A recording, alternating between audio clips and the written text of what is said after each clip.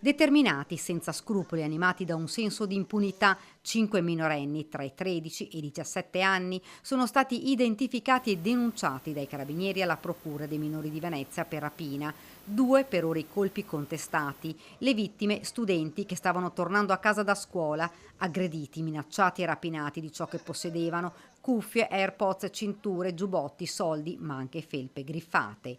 Il 30 marzo nel mirino della Baby Gang sono finiti 3 diciassettenni, 2 ragazze ed un giovane in via Pescatori nel cuore di Treviso. Con il pretesto di chiarire una discussione avvenuta alcune sere prima in discoteca, gli aggressori si sono avvicinati, poi è scattata la rapina. Per paura di ritorsioni, le vittime hanno presentato denuncia solo qualche tempo dopo. I carabinieri hanno immediatamente avviato le indagini.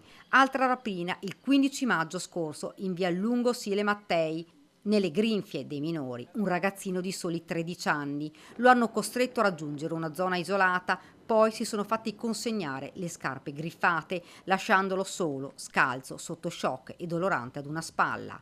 Complesse le indagini che hanno portato alla loro identificazione. Nelle scorse ore i carabinieri si sono presentati nelle abitazioni dei 5 minorenni, perquisite le case, recuperati gli indumenti che indossavano durante i colpi e materiale ritenuto importante. Fondamentali sono state le immagini delle telecamere di videosorveglianza, ma non solo. Alla stessa maniera la presenza sul territorio e l'identificazione quotidiana di quanti più ragazzi possibili, aggiunto anche a quello che è il controllo dei social al loro in uso.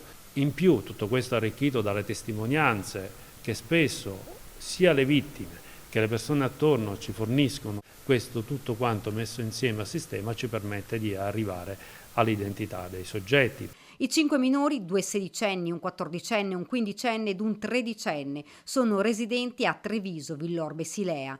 Tutti sono conosciuti già alle forze dell'ordine per danneggiamenti, atti di bullismo, aggressioni e reati contro il patrimonio commessi non solo nella Marca ma anche sul litorale veneziano. Abbiamo già individuato diversi autori nel tempo recente, dal 1 gennaio ad oggi almeno 20 ragazzi autori di più fatti, ognuno anche per 3-4 episodi.